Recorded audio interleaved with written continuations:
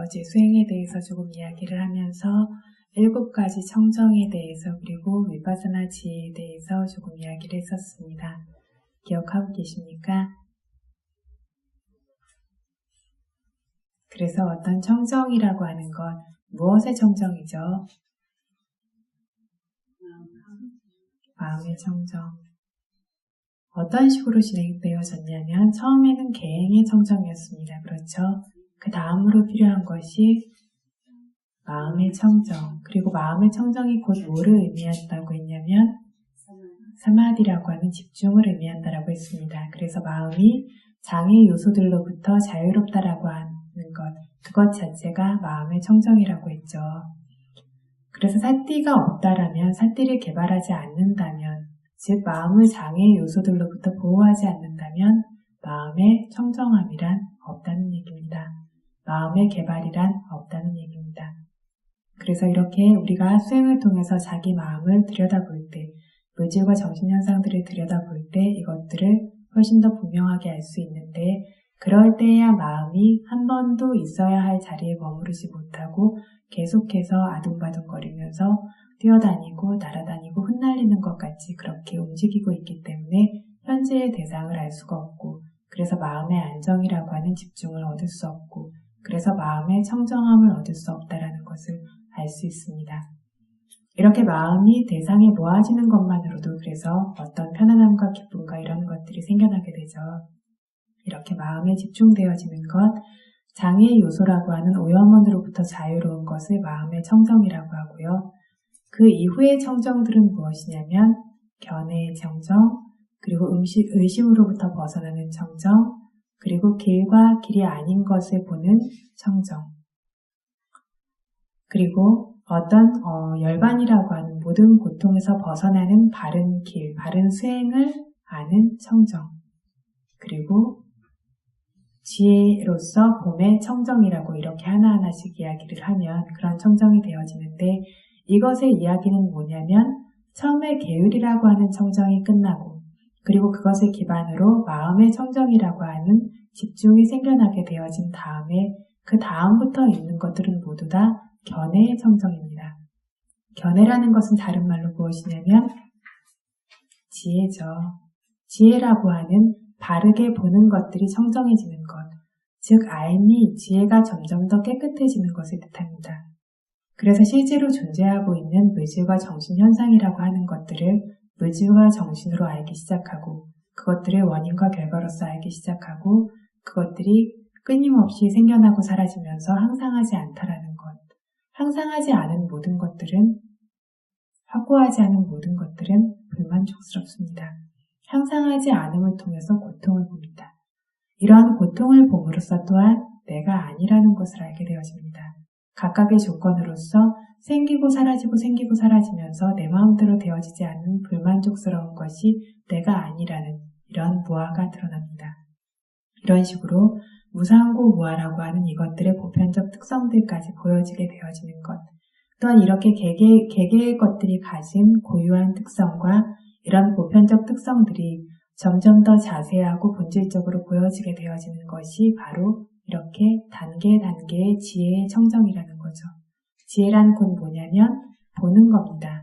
어떻게요? 바르게요. 있는 그대로요. 그죠? 위파사나 수행을 한마디로 요약하자면 부탄 빠사띠, 부탄 분명하게 실제 존재하고 있는 것을 부타또 있는 그대로 빠사띠 본다.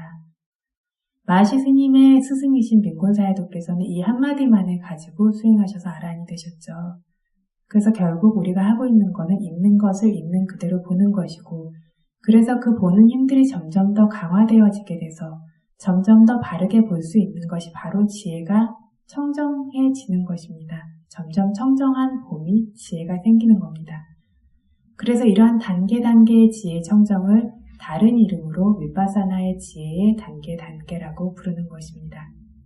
그래서 이 위파사나의 지혜가 단계 성숙되어져서 완전히 무르익게 되었을 때, 다른 말로 표현하자면 지혜가 완전히 청정해져서 정말 존재하는 본질적인 물질과 정신현상들을 확철하게 볼 수 있는 힘이 생겼을 때, 그때 청정의 마지막 단계인 야나, 다사나, 위수띠, 야나, 지혜, 다사나, 봄. 지혜라고 하는 봄입니다. 지혜라고 하는 바른 봄이 위수띠 청정합니다. 그것의 완전한 청정이 얻어지는 것을 네 가지 도의 지혜라고 말합니다. 그래서 이렇게 칠청정이라고도 이야기하고 위파사나 지혜라고도 이야기하는데 이것들이 결국에는 계율을 바탕으로 해서 마음의 장애 요소가 사라지고 그것을 바탕으로 해서 보는 견해가 단계 청정해지면서 성숙되고 무르익는 과정이라는 것을 조금 설명드리려고 했습니다. 어저께 이렇게 설명을 하면서 여기에서 어디서부터 보장가라고 하는 깨달음의 요인이 생겨난다라고 했죠? 네. 5번째요. 5번째가 뭐죠? 그래서 어떤 보장가라고 하는 깨달음의 요인이라고 하면 어떤 요인들이 있죠? 깨달음의 요인들이 뭔지는 기억하고 계십니까? 담마 위자야, 예. 사띠, 예, 사띠라고 하는 알아차림. 2번째, 담마 위자야라고 하는 법을 조사함, 즉 지혜를 뜻합니다. 3번째, 위리야라고 하는 노력, 그리고 리띠라고 하는 만족감, 기쁨, 그리고 빠사띠라고 하는 고요함, 몸과 마음의 고요함, 그리고 예, 우베카, 사마디라고 하는 집중, 그리고 우베카라고 하는 평정심, 다른 말로는 치우침이 없이 균형되어진 이 7가지가 깨달음의 요인입니다. 이런 사띠라든가 지혜라든가 노력이라든가 이런 요소들을 이미 여러 번 들으셨어요. 그죠? 계속해서 나오는 요소들인데 이것들이 보장가, 깨달음의 요인이라고 하는 이름을 갖게 되어지는 것은 우리가 지금 알아차림을 하고 있다라고 이 사띠를 깨달음의 요인이라고 부르냐면 아니라는 거죠. 아직 그 사띠가 그만큼 강력하지 못하다면 아직은 깨달음의 요인이라고 부를 수 없다는 거죠. 깨달음으로 끌고 갈 수 있을 정도의 강력한 사띠, 강력한 지혜, 강력한 노력, 강력한 삐띠, 빠사띠, 그리고 집중, 사마디, 우베카, 평정, 균형지어짐이라고 하는 것이 될 때에만 이것들이 보장가라고 하는 이름을 가지게 된다는 겁니다. 이것들이 그렇게 보장가라는 이름을 갖게 되는 것이 언제냐고 했냐면 어제 우다야바야냐나라고 하는 생멸을 보는 지혜에서부터 보장가라고 하는 깨달음의 요인이라는 이름을 갖게 된다고 했습니다. 이것이 곧 그리고 길과 길이 아닌 것을 보는 지혜의 청정함이 얻어지는 때라고도 말했습니다. 그러면 어떤 생겨나고 사라지는 물질과 정신현상들의 생멸을 볼 수 있을 때가 되어졌다면 그래서 이러한 깨달음의 요인으로서의 사띠로 시작되어지는 7 요소들이 생겨나는 것인데 항상 그러냐면 누구에게나 그러냐면 그건 또 아닙니다. 그 이유는 뭐냐면 말 그대로 깨달음의 요인이라고 했죠. 깨달음을 향해 있고 깨달음을 이뤄낼 수 있는 것이어야 보장가라는 이름을 가질 수 있는 거죠. 사띠는 사띠인데 보통의 사띠가 아니고요. 지혜는 지혜인데 보통의 지혜가 아니고요. 깨달음의 요인이 되어지는 사띠이고 지혜여야 되는데 그렇다면 이 목적 자체가 수행자의 마음 자체가 열반에 향해 있을 수 있어야 합니다. 어떤 분들은 그냥 선업이 좀 되게 수행을 하자라고 하시는 분들도 있고 수행을 하면 뭐 일이 잘 풀린대, 인생이 잘 풀린대 뭐 이런 식으로 수행을 하시는 분들도 있고 그래서 수행의 목적이나 방향이 정말로 깨달음을 얻는 것, 깨달음을 얻는 게 뭐죠? 뭘 깨닫죠? 사성제를 깨닫죠. 사성제를 깨닫는다라는 건 뭐죠? 조건 지어진 모든 법이라고 하는 고통을 알고요. 고통을 안다라는 것은 곧 고통의 원인이 되는 집착을 제거하는 것을 뜻하고요. 이 집착이 제거되어진 바로 그 장소가 열반이라고 하는 소멸이고요. 그리고 그것을 가능하게 하는 도의 요소들이 도성제라고 하는 그 도가 되어지죠. 이것들을 발전시키는 것이 바로 사성제를 깨닫는 것이 됩니다. 그래서 이 4가지를 깨닫는 것이, 그런 사성제를 깨닫는 것이 바로 깨달음인데요. 이 얘기는 알아야 될 것들을 알고 제거할 것들을 제거함으로써 완전한 고통의 소멸에 도달하는 것을 뜻합니다. 그렇죠? 그래서 이러한 쪽으로 마음이 향해 있을 수 있을 때, 그래서 마음이 번뇌로부터 멀어져 있을 수 있고, 그리고 가래가 없는 것들, 고통이 소멸된 것들이라고 하는 열반에 향해 있고 그것을 향해서 수행하고 있는 사람에게만 생겨나는 것이 이 보장가라고 하는 깨달음의 요소입니다. 그러한 마음으로 수행하고 있지 않다라면 이 사람에게 생겨나는 것은 사띠가 있을지라도 아직은 깨달음의 요소가 되는 사띠가 아니라는 거죠. 그래서 그러면 아까 말씀드리기를 이렇게 깨달음의 요소가 되어지는 사띠로 시작하는 요소들은 훨씬 더 강력해야 되겠죠.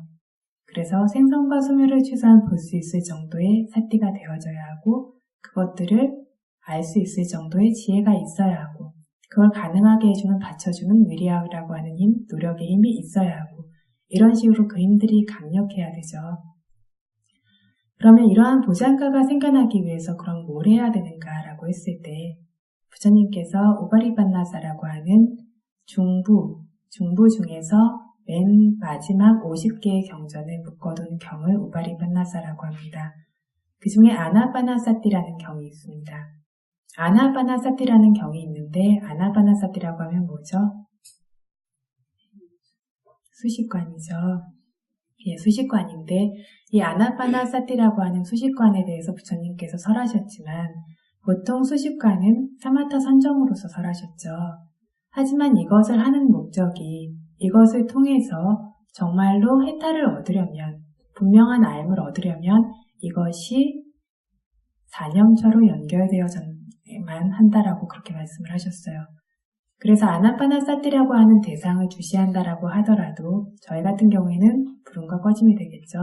이것이 사념처라고 하는 확고한 4가지 알아차림의 어떤 알아차림으로 연결되어져서 이 확고한 4가지 알아차림이 구족되어질 수 있을 때에만 이것들이 보장가라고 하는 깨달음의 요인들이 생겨난다라고 했습니다.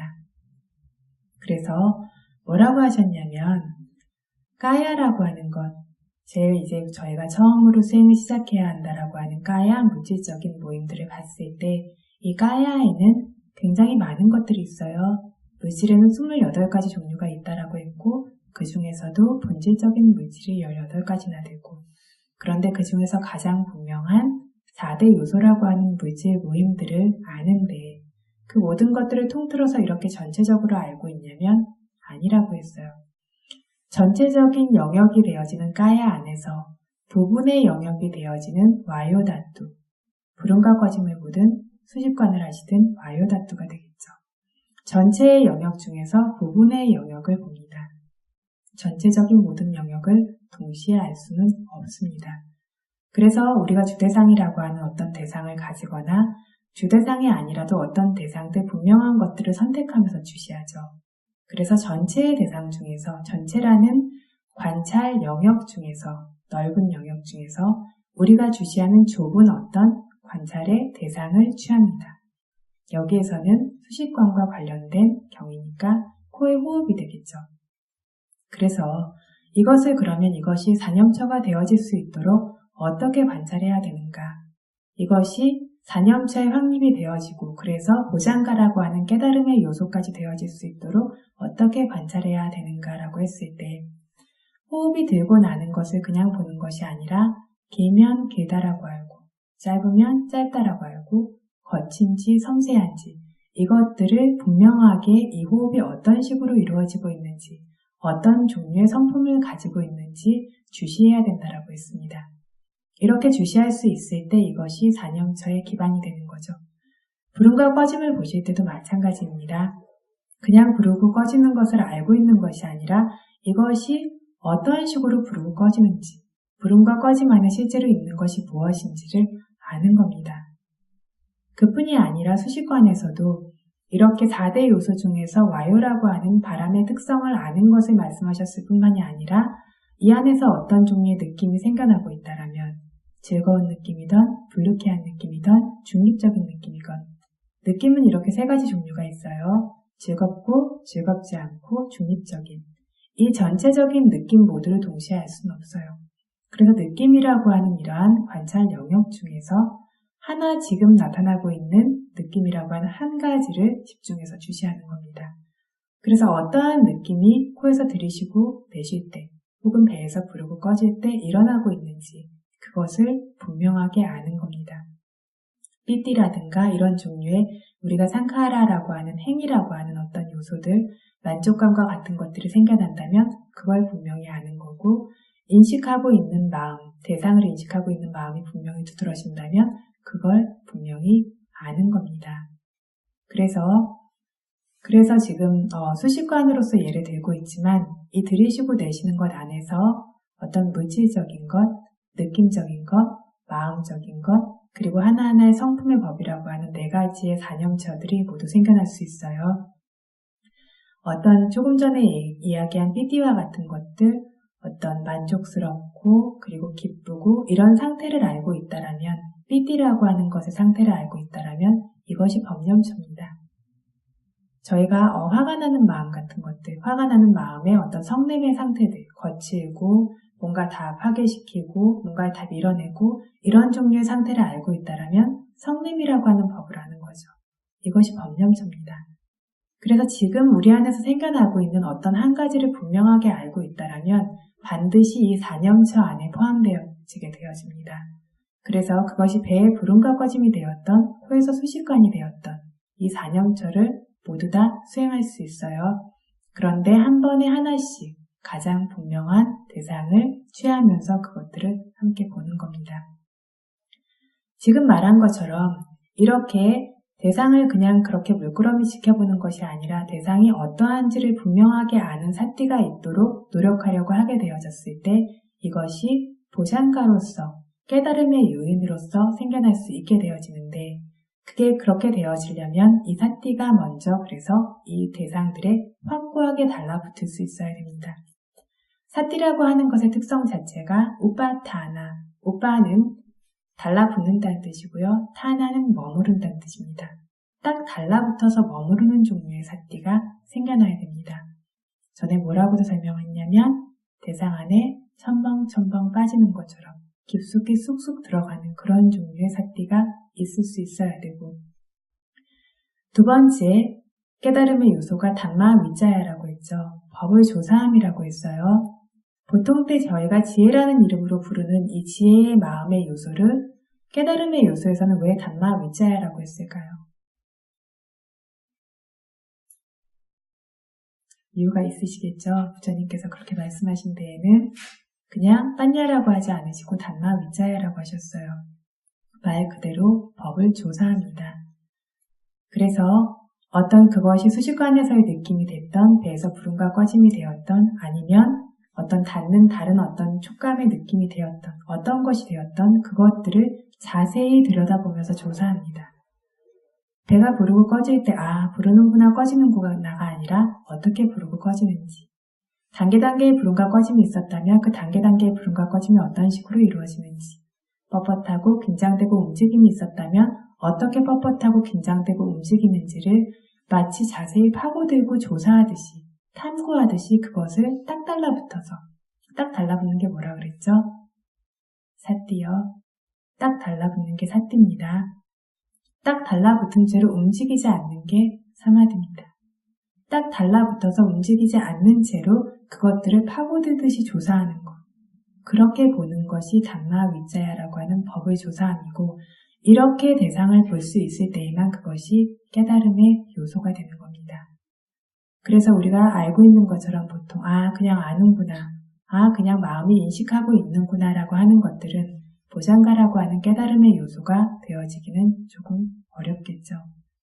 그래서 깨달음의 요소가 되어지는 종류의 사띠라면 그렇게 강력하게 딱 달라붙을 수 있어야 되고, 이러한 강력하게 딱 달라붙는 사띠가 완성되어졌다면 그 뒤로 따라오는 게 대상을 그렇게 파고들듯이 굉장히 낱낱이 분석하듯이 하나하나를 구분해서 볼 수 있는 그런 지혜들이 생겨나게 됩니다.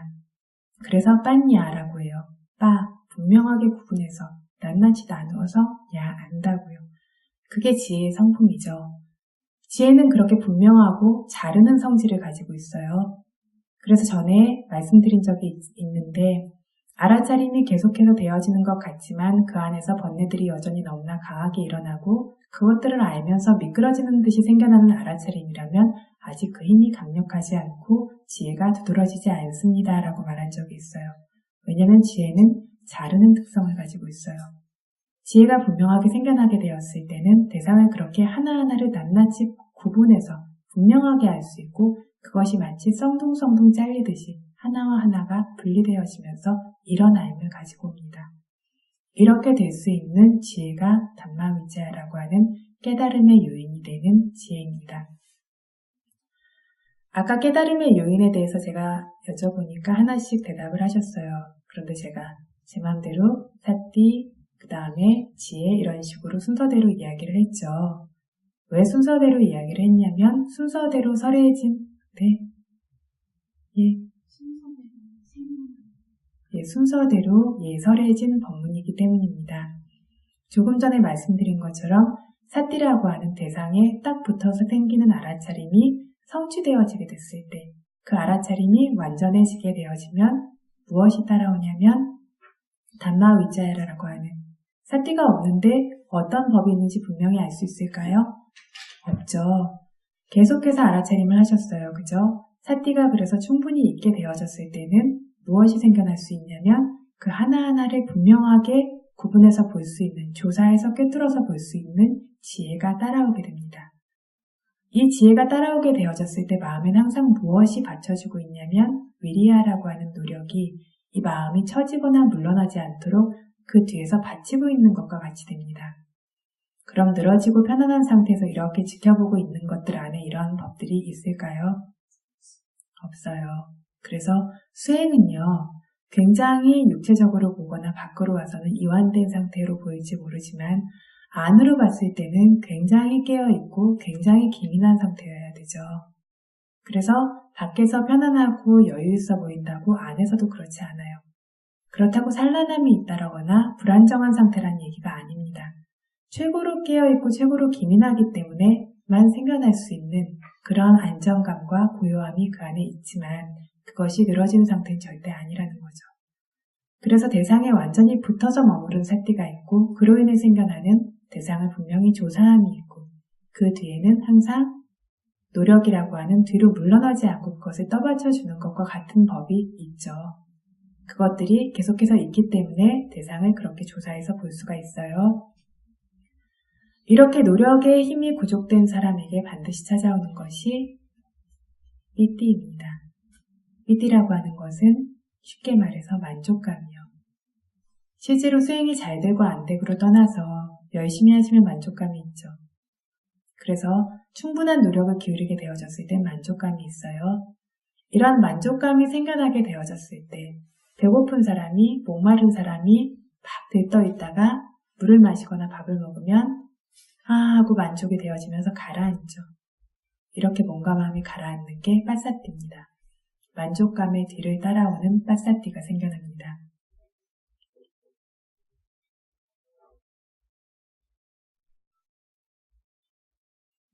그리고 이렇게 빠사띠라고 하는 안정감, 가라앉음, 고요함이 생겨났을 때 사마디라고 하는 집중이 생겨납니다.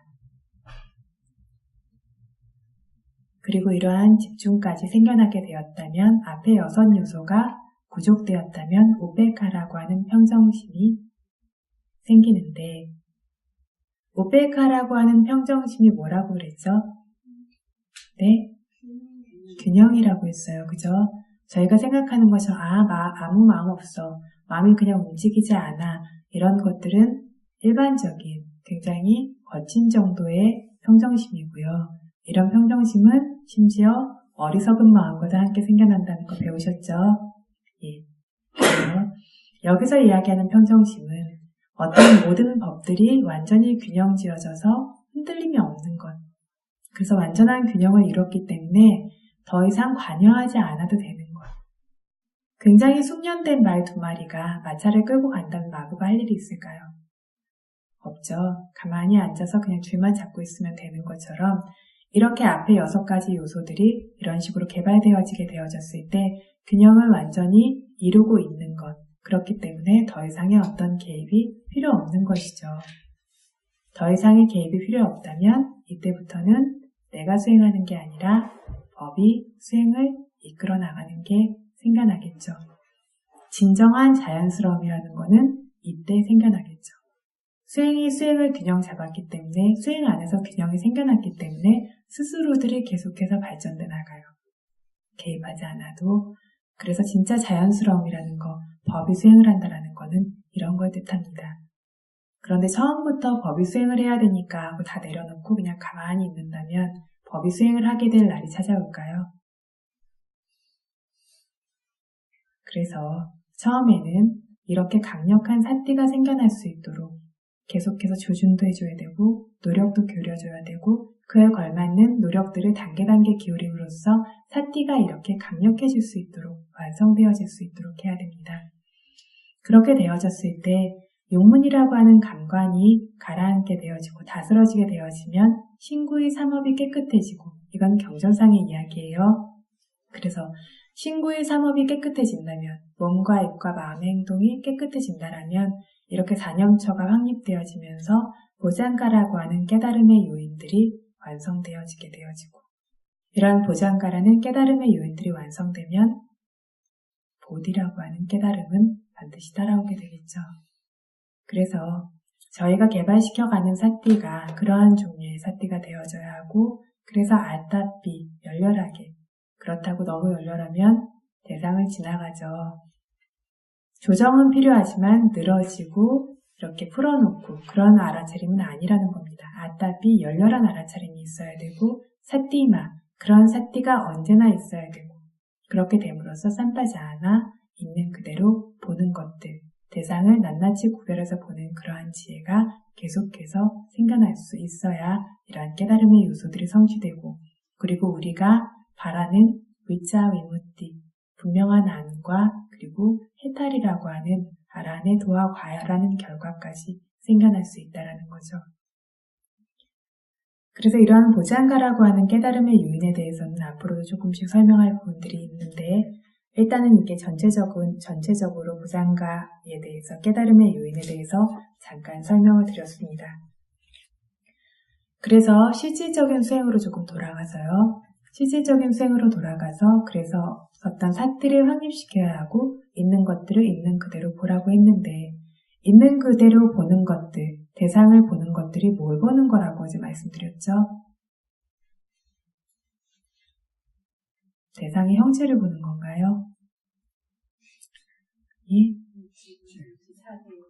예, 그 4대 요소를 보는데 4대 요소를 뭘 보는 거라 그랬죠?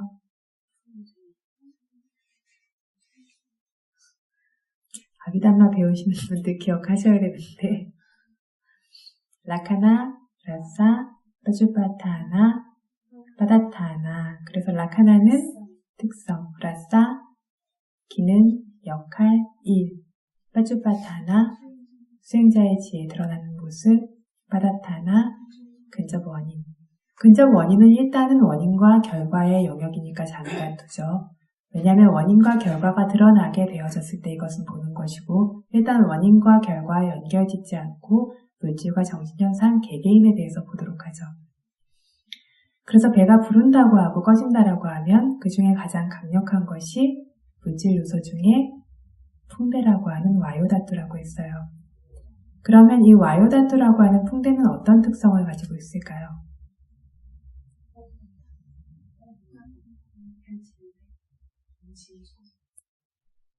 그래서 위탄바나 라카나, 뻗치는, 버티는 특성이 있습니다. 라고 경전에서 이야기하고 있어요.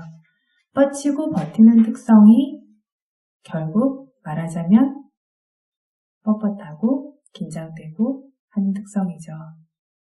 이완되는 것도 이 안에 포함되죠. 왜요?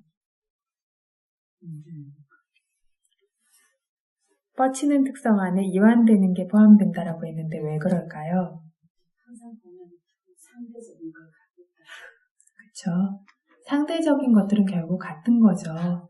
우리가 만약에 줄 4개를 이렇게 묶어놨다라고 해서 검은고 같은 거라든가 현악기 같은 걸 묶어놨다라고 했을 때 하나는 굉장히 심하게 조여놓고 다음 건 조금 풀어놓고 조금 풀어놨을 때 첫 번째 줄에 비해서 두 번째 줄은 이완되어져 있죠. 느슨하죠. 그런데 세 번째 줄에 비해서 두 번째 줄은 팽팽하죠. 그래서 이완된 것과 팽팽한 것은 상대적인 것이고 결국에는 같은 성품을 뜻합니다. 배가 불러올 때 어떻죠? 점점 팽팽해지죠. 꺼질 때는 이완되죠. 이완된다라는 건 결국 조금 전에 팽팽한 상태보다 덜 팽팽한 상태, 덜 팽팽한 상태로 변해간다라는 걸 얘기하죠. 팽팽함은 팽팽함인데 그 팽팽함이 조금 전과 비교했을 때 약해지고 약해지는 거를 이완된다라고 이야기하죠. 그래서 결국에 이완된다라는 거, 그리고 뻗친다라는 거, 팽팽한다라는 거는 한 가지를 이야기합니다. 그래서 처음에는 어떤 부름과 꺼짐이나 이런 것들을 볼 때 그냥 배로 보이겠죠. 이건 어쩔 수가 없어요. 그래서 처음부터 보자마자 뻣뻣하고 긴장되고 이게 단계 변해가고 이렇게 볼 수 있는 사람은 없죠. 그리고 굉장히 빠르게 본다라고 해도 시간이 필요해요. 왜냐하면 장애 요소가 제거되지 않았으니까. 그래서 장애 요소가 제거되어지고 마음이 대상에 모이는데 분명히 어느 정도의 노력과 시간이 필요합니다. 그렇죠? 그것들이 이루어지게 되었다면 이런 특성들이, 성품들이 드러나게 되겠죠. 뻣뻣하고 긴장되고 팽팽하고 이렇게 움직이는 그런 특성들이. 그 중에서 경전에서 말하는 이 특성은 위탄바나 라카나 버티는 그런 특성이라고 했어요. 예, 그래서 이렇게 뻗치는 것들이 점점 더 강해지는 것을 점점 뻣뻣해진다라고 하고 점점 팽팽해진다라고 하고 이렇게 이야기하는 거죠. 그러면 이것의 라싸 기능은 무엇일까요? 사무디라나 라싸, 움직이는, 흔들리는 기능을 가지고 있습니다 라고 했어요. 이것이 풍대의 기능이죠. 그렇기 때문에 배도 움직이고 걸음도 걸을 수 있고 이렇게 입을 움직여서 말도 할 수 있고 이것이 무엇의 작용이냐면 풍대의 작용입니다. 풍대가 라싸라고 하니까 기능이라고 했죠. 역할이라고 했죠. 풍대가 하는 일이에요. 풍대가 자기가 할 일을 하는 거예요. 움직임이라고 하는. 그럼 이 일을 시키는 건 누구죠? 마음이죠. 마음은 마음이 할 일을 하고요. 그로 인해서 생겨난 풍대라고 하는 물질이 자기가 하는 일을 해요. 각각의 기능을 자기의 특성을 가지고 행하고 있어요. 그래서 실제로 존재하는 거는 그거밖에 없는 거죠. 내가 점점 팽팽하게 한다라든가 내가 배를 점점 불린다라든가 그게 아니라 불리려고 하는 어떤 마음이 있었다라면 어떤 팽팽함이라고 하는 물질이 단계 그로 인해서 형성되어지게 되는 거죠. 여기에 존재하는 거는 물질의 법과 정신의 법밖에 없고 그 각각의 법이 단지 자기의 일을 하고 있어요. 이런 식으로 점점 보여지는 거죠. 그래서 이렇게 움직임이라고 하는 것도 결국에는 어떤 풍대라고 하는 공기의 물질의 특성과도 무관하지 않은데요. 어떤 공기라고 하는 것, 풍대라고 하는 것에 힘이 강해지면 이렇게 움직임이 생기게 되고 힘이 약할 때는 어떻죠? 한 장소에 머무르면서 뻣뻣하고 팽팽한 상태로 있어요. 그래서 우리가 기구 같은 거 띄울 때 어떻죠? 처음에는 점점 이 기구에 바람이 들어가면서 팽팽함이 점점 생겨나기 시작하고 그것이 점점 강해지니까 전체적인 움직임이 크게 생겨나게 되어지죠. 이런 것처럼 어떤 그 힘이 강할 때에는 움직임이 생겨나게 되어지는 기능으로서 작용을 하게 되고 그렇지 않을 때에는 뻣뻣하고 긴장된 상태로 어떤 곳에 머물러 있고 움직임도 풍대고 그것이 뻣뻣하고 긴장되게 딱딱하게 그렇게 멈춰있는 것도 풍대죠. 앉아있으면 어떨 때는 그래서 배가 부르고 꺼지는 것이 어떨 때에는 잘 부르고 꺼지지를 않고 뻣뻣하게 멈춰있는 것이 보이는데 이 두 가지 다 풍대의 어떤 특성과 기능이라는 거죠.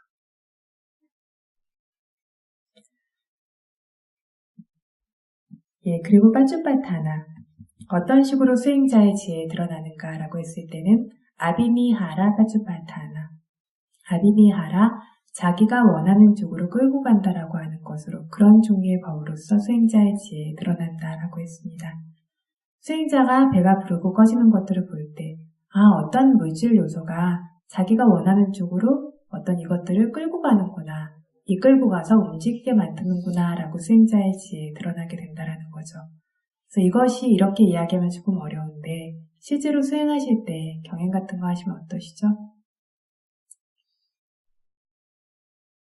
위에서 끌어당기는 것 같고 뒤에서 미는 것 같고 밑에서 자석처럼 당기는 것 같고 이런 거 보신 적 있으시죠? 없으신가요? 있었던 걸로 기억하는데 그죠? 부르고 꺼지는 것도 어떨 때? 부르고 꺼지는 게 어떤 식으로 보이냐면 앞에서 당겼다가 혹은 뒤에서 밀었다가 아니면 뒤로 다시 당기다가 밀고 당기는 걸로 이렇게 보이고요. 경행할 때에도 저절로 위에서 당기는 것처럼 쑥 올라가더니 가는 것도 누군가 미는 것처럼 가고 왜 저절로 움직이지? 하는 것처럼 이렇게 밀고 당기고 하는 움직임으로 보여지죠. 이게 수행자가 이런 식으로 보여지네라고 하는 것이 이렇게 빠쭈빠타나라고 하는 수행자의 지혜의 드러남인데 이것을 이론적으로 문어적인 말로 표현을 하다 보니까 아비니하라 빠쭈빠타나 원하는 쪽으로 끌고 가는 법이다. 원하는 쪽으로 끌고 당기고 밀고 당기는 것 같은 법이다 라고 수행자의 지혜에 드러난다는 거죠. 그래서 그게 경행할 때가 됐건 배가 부르고 꺼질 때가 되었건 그것들을 뻣뻣하고 긴장되고 떨리는 것도 움직임이죠. 떨리고 움직이고 이완되고 혹은 밀고 당기고 이런 식으로 보여졌다면 와요다투라고 하는 풍대라는 것의 특성과 기능과 지혜에 드러나는 모습이라고 하는 우리가 알아야 되는 것들을 분명하게 알고 있다라고 이해하시면 되는 거죠. 그래서 이런 식으로 이렇게 아는데 이런 식으로 보시면 되는데 조금 전에 빠쭈빠타나에서 자기가 원하는 쪽으로 끌고 간다고 했어요. 자기가 원하는 쪽은 어느 쪽이죠? 그쵸. 찌따자 루파의 경우에 마음으로 인해서 생겨나는 물질의 경우에 마음이 향하는 쪽으로 마치 그 풍대가 끌고 가는 것처럼 이렇게 끌고 당기고 하는 것들이 생겨납니다. 그래서 이 짧은 순간에 물질과 정신이 결합하면서 서로 작용하면서 생겨나고 있어요. 그러면 두 번째, 두카웨다나라고 하는 웨다나에 대해서 이야기를 하겠습니다. 왜냐하면 수행할 때 가장 많이 만나시는 대상 중에 하나고 가장 피하고 싶은 대상 중에 하나고 가장 수행의 장애라고 생각하시는 대상 중에 하나죠. 두카웨다나라고 하는 느낌. 이 두카웨다나에는 어떤 특성이 있죠?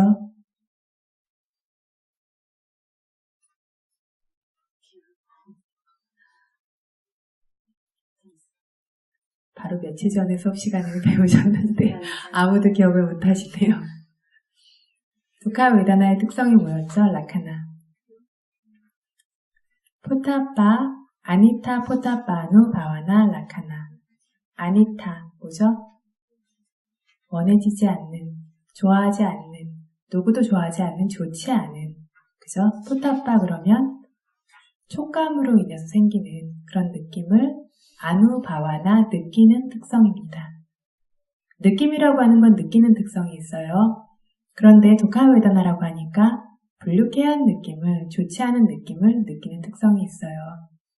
우리가 두카웨다나라고 부르는 것들이 무엇이죠?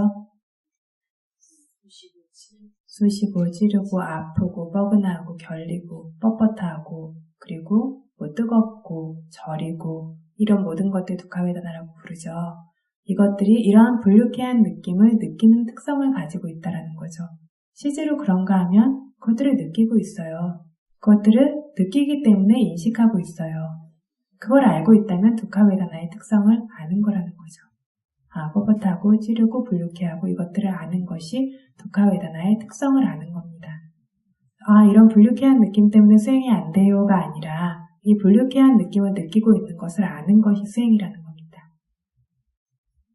두 번째로 라싸, 기능 역할이 뭐였죠? 밀라바나 라싸, 밀라바나라고 하면 마음의 힘이 다 빠지게 만들어요. 지치게 만들고 기운 없게 만들고 늘어지게 만들고 힘들어지게 만들어요. 그죠? 그래서 마음의 힘이 다 빠지게 만들어지는 기능을 가지고 있습니다. 정말 건강하던 사람도 많이 아프면 어떻게 되죠? 마음이 굉장히 강하던 사람도 열이 펄펄 나면 눈물이 글썽글썽해요. 그죠? 그리고 기력이 하나도 없는 것처럼 아무것도 못하는 사람처럼 되어져 버려요. 그죠? 그래서 이렇게 두카웨다나라고 하는 불쾌한 느낌의 특성 자체가 사람 마음에 있던 힘을 그냥 쫙 뽑아가는 것처럼 그렇게 되어지기 때문에 수행할 때도 어떻죠? 허리를 꿋꿋이 펴고 분명히 열심히 보고 있었는데 막 몸에 어디가 아파요. 허리가 점점 구부러지죠. 그리고 점점 보기 싫고 마음이 점점 뒤로 물러나요. 무겁고 졸리고 불쾌한 느낌이 생기면 알아차림을 더 이상 할 기운이 없는 것처럼 느껴져요. 그죠? 그게 몸이 너무 아파서 난 수행을 못하겠어가 아니라 이것이 뭐냐면 두카웨다나의 라사 기능이라는 거죠. 그래서 수행이라는 거는요, 처음부터 끝까지 실제라고 우리가 여기는 것과 실제하는 것과의 차이를 보는 것 같아요. 그래서 저희가 기운이 없어 라고 할 때 기운이 없는 건 뭐죠?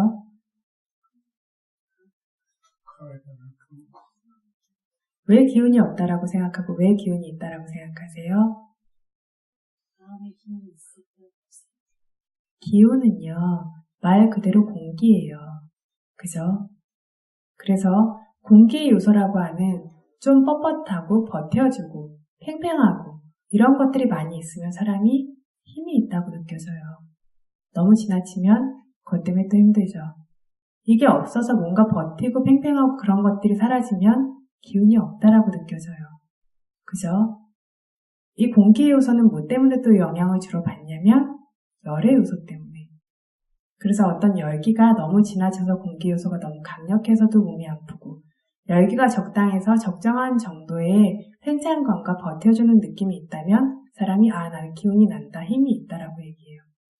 그런데 이것들이 균형을 이루지 못하면서 그 버텨주는 것이 없으면 몸이 푸르르 가라앉죠. 뭘 해야 되는데 움직여야 되는데 잘 안 움직여지고 뭘 내야 되는데 할 수가 없고 그걸 기운이 없다라고 얘기하죠. 그럼 뭐라고요? 물질적으로는 공기의 요소죠. 그런데 나는 너무 기운이 없으니까 이제부터는 이렇게 해야 돼 라고 보통 가죠. 근데 지금 수행자라면 해야 되는 거는 그 성품을 보는 거죠. 기운이 없다라고 우리가 얘기하는 것이 뭐를 얘기하는 건지. 그렇게 늘어지고 무겁고 쉽게 움직여지지 않고 그죠? 기운이 있어 기분이 좋아가 아니라 기운이 있어라고 하면 그게 뭐를 얘기하는지 뭔가 적정하게 버텨주고 받쳐주고 이런 것들을 얘기한다라는 거를 볼 수 있어야 되는 거죠. 그래서 힘이 들어서 힘이 없어서 수행을 못하겠어가 아니라 힘이 없는 걸 아는 게 수행이고요. 마음도 역시 마찬가지예요. 오늘 오셔서 대부분 도대체 뭘 하고 있는지 모르겠어요. 수행이 도저히 안 돼요. 이런 말씀들을 많이 하셨는데 수행이 뭐냐면 그 안 되는 걸 보는 게 수행이에요. 그리고 이것이 되고 안 되는 것이 이거는 마음 상태가 이러니까 나는 수행이 안 될 것이다. 이건 수행이 안 되는 것이다가 아니라 그럼에도 불구하고 그 마음 상태를 그냥 알면서 해야 되는 노력을 계속해서 내는 거죠. 그러다 보니까 기운이 없어도 할 일은 하고 기운이 있어도 할 일은 하고 기운이 없으면 좀 덜 하는 거고 기운이 많으면 조금 더 할 수 있는 것의 차이인 거고 마음이 우울해도 해야 될 일은 하고 지금처럼 수행을 할 때에는 마음이 우울해서 수행을 못하겠어요가 아니라 마음이 우울한 건 우울한 대로 알고 수행은 수행대로 하는 거죠. 우울한 거는 그냥 우울한 특성이에요. 그죠? 수행이 안 되고 있는 상태는 장애 요소들의 특성이고 그것들의 기능이에요. 그래서 속지 않아야 된다고. 자꾸 나라고 생각하니까 이래서 안 되고 저래서 안 되고 이래서 못할 것 같고 저래서 못할 것 같은데 저희가 수행하면서 만나는 모든 대상들이 말 그대로 대상이라는 거를 절대 잊으시면 안 돼요. 이거는 아마 저도 마찬가지였고 많은 수행자분들이 그런 것 같은데 수행을 할 수 없는 이유들이 각자 너무나 많아요. 그죠? 수행이 안 되는 이유가 너무나 많고 그런데 그것들 중에 어떤 한 가지도 수행을 할 수 없거나 안 되는 이유가 되어지지 않는다는 거죠. 모두가 수행의 대상이고 알아차림이라고 하는 것들 그리고 수행이라고 하는 그 바와나가 개발되어지는 것의 조건이라는 거죠. 그죠? 그래서 굉장한 두카웨다나라는 고통스러운 느낌을 대상으로 해서 아라한이 되시는 분들도 계시고 마음 안에 강력한 삐띠, 기쁨과 신심을 대상으로 해서 아라한이 되시는 분들도 계시고 그 어떤 것이든지 보는 방법이 바르다면, 즉 법으로 본다면, 내가 아니고 법으로 본다면 수행의 주제가 되어지는 거고 알아차림을 개발하는 도구가 되어진다라는 거. 그래서 이렇게 두카웨다나라고 하는 것의 기능이 힘을 다 뽑아먹는 것처럼 기운이 없고 힘들고 이제 지치고 그것이 두카웨다나의 기능이기 때문에 불쾌한 느낌이 있다면 이런 거 피곤하고 졸릴 때도 많이 있죠. 이런 느낌들이 있다면 그 느낌을 아시면 돼요. 그걸 아는 게 뭘 아는 거냐면 두카웨다나를 아는 거예요. 그게 바로 법을 아는 거고요. 이 알미 좋아지게 되어졌을 때 그래서 어떤 조건들이 생겨나게 되었다면 이 두카웨다나가 분명히 변화하고 사라지죠. 이거는 반드시 쉬어줘야 돼. 이건 반드시 어떻게 해줘야 돼가 아니라 그것들이 조건이 존재하는 한 머무르지만 그것들의 성품을 분명하게 깨뚫어서 볼 수 있게 되어지면 지혜라는 것의 일이 자른다고 했죠. 이것들이 항상하지 않다라는 걸 보게 돼요. 절대로 항상하지 않아요. 그래서 어쨌든 이렇게 두카웨다나라고 하는 고통스러운 느낌, 첫 번째로는 좋지 않은 감촉을 느끼는 그런 특성, 그걸 느끼고 있는 것들을 아는 것도 두카웨다나를 아는 것이고, 두 번째로 지치고 기운 없고 이렇게 힘 빠지는 것과 같은 도저히 몸이 허리가 고추 세워지지를 않아가 아니라 그 상태를 보는 것이 바로 두카웨다나를 아는 두 번째 방식이고요. 세 번째, 빠쭈빠타나, 수행자의 지혜 안에 어떻게 드러나냐면 아바다 빠쭈빠타나. 아바다라고 하는 거는 계속 괴롭히면서 아프게 만들고 고통스럽게 만드는 것과 같아요. 그래서 어떤 느낌이 있다면 어떻죠? 계속 쿡쿡쿡 쑤시는 것처럼 계속 뭔가 그것이 찌르고 괴롭히는 것처럼 마치 가시방석에 앉은 느낌이죠. 다리만 저려도 그래요. 다리가 저리면 다리가 저린데 덤벙덤벙 이렇게 걸어가시나요? 굉장히 조심스럽죠. 가시밭에다가 발을 내딛는 것 같아요. 그죠? 못 걷죠. 그래서 그런 것처럼 그 불쾌한 느낌들을 계속해서 쿡쿡쿡 찌르는 것처럼 계속해서 괴롭히고 있는 것처럼 느껴지는 것이 두카웨다나가 드러나는 방식이라는 거죠. 두카웨다나의 상황이라는 거죠. 그렇게 수행자가 인식한다는 거죠. 성전에서 말하는 계속해서 괴롭히고 고문하는 법과 같다라고 수행자의 지혜에 드러납니다라는 것이 바로 이거예요. 두카웨다나가 있는데 너무 편안하다라고 누구도 느끼지 않죠. 계속 괴롭힘을 당하는 것 같아요. 그러니까 마음이 막 이렇게 쪼그라드는 것 같고 조여드는 것 같고 이것이 다 두카웨다나가 드러나는 방식이라는 거죠. 그래서 이것 때문에 수행을 못하겠어가 아니라 이거를 있는 그대로 보셔야지 두카웨다나라고 하는 웨다나 누파사나, 웨다나를 보는 수행이 이루어진다는 거죠. 예. 이렇게 이것들을 그것이 수카웨다나가 되었건 우페카웨다나가 되었건 이렇게 웨다나라고 하는 것들이건 조금 전 말한 것처럼 4대 요소이건 물질적인 부분들에서는 4대 요소 중에서 와요를 조금 전에 이야기했어요. 웨다나 중에서는 가장 분명한 두카웨다나를 이야기를 했어요. 그런데 다른 물질적인 것들도 그리고 수카웨다나, 우페카웨다나와 같은 다른 느낌들도 이와 같이 그것들이 드러나는 대로 아셔야 된다는 거죠. 그래서 즐거운 느낌을 느끼고 있다라면 그래서 막 기운이 나는 것 같다라면 나는 너무 수행이 잘 되는 것 같아가 아니라 그죠? 그렇게 기운이 나는 것 같고 마음이 굉장히 힘 있는 것 같고 내 마음이 이렇게 힘이 있구나 너무 즐겁구나가 아니라 그렇게 만드는 그 작용을 하고 있는 게 뭔지 그 성품을 있는 그대로 보라는 거죠. 좋은 느낌을 느끼고 있는 것도 알아야 되고 그로 인해서 그 수카웨다나의 특성이 뭐라 그랬냐면 마음을 굉장히 힘있게 하고 발전시키고 증장시킨다 그랬어요. 그런 일들을 하고 있는 것도 아셔야 되고요.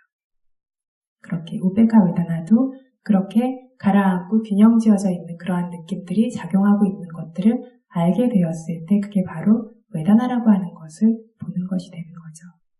그래서 어떤 법이든 마찬가지예요. 여기에서 우리가 만나는 매일매일 만나고 있는 이 모든 것들 중에서 경험하는 모든 대상들 중에서 알아차리지 않아야 될 대상은 하나도 없고 알아차림의 대상이 아닌 것, 법이 아닌 것은 하나도 없어요.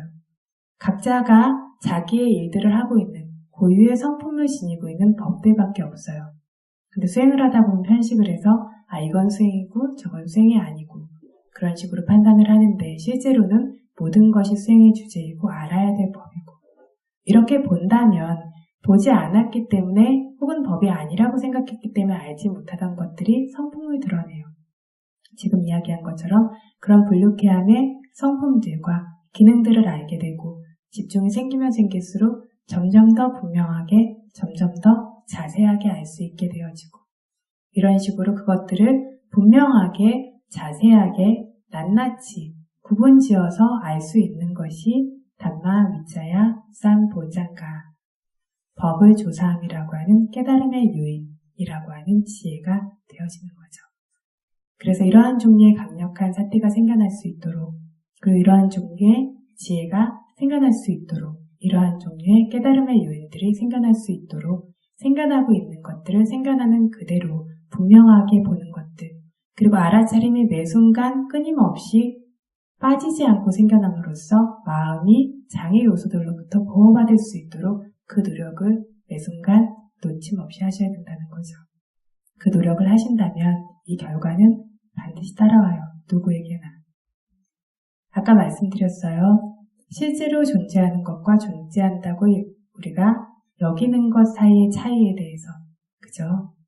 세상에는 좋아 보이는 것과 그럴듯해 보이는 것들은 정말 많이 있는데 정말 좋은 것과 정말 그런 것들은 그렇게 많지가 않아요.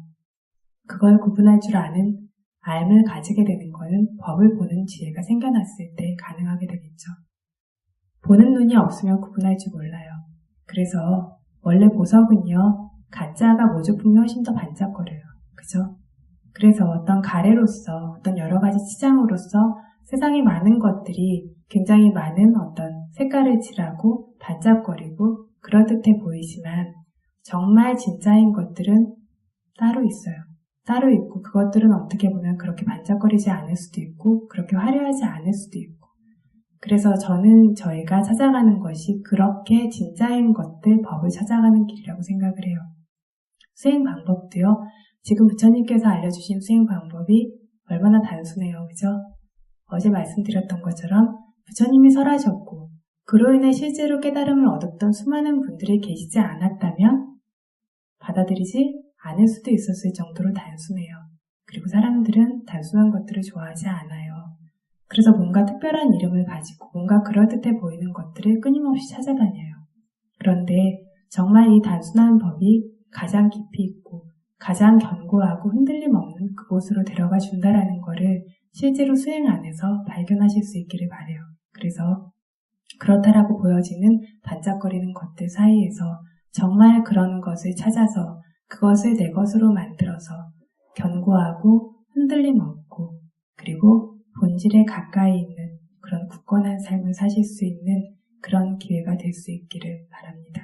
그래서 그런 길을 가실 수 있도록 지금 매 순간 놓치지 않는, 늦추지 않는 그러한 노력으로 스스로의 마음을 반드시 그것까지 끌어올리실 수 있기를 바라면서 오늘 법문을 마치겠습니다.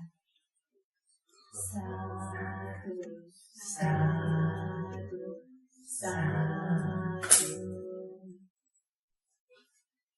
이당노 분양 이당노 분양 아사와 가야와함 아사와 가야와함 모두 모두 이당노 분양 이당노 분양 니빠나사 니빠나사 빠짜유 빠짜요 모두 모두 이망노 분야바강 이망노 분야바강 사빠사따낭 사빠사따낭 파제마 파세마 사페사따 사페사따 수키따 수키따 바완뚜 바완뚜 사두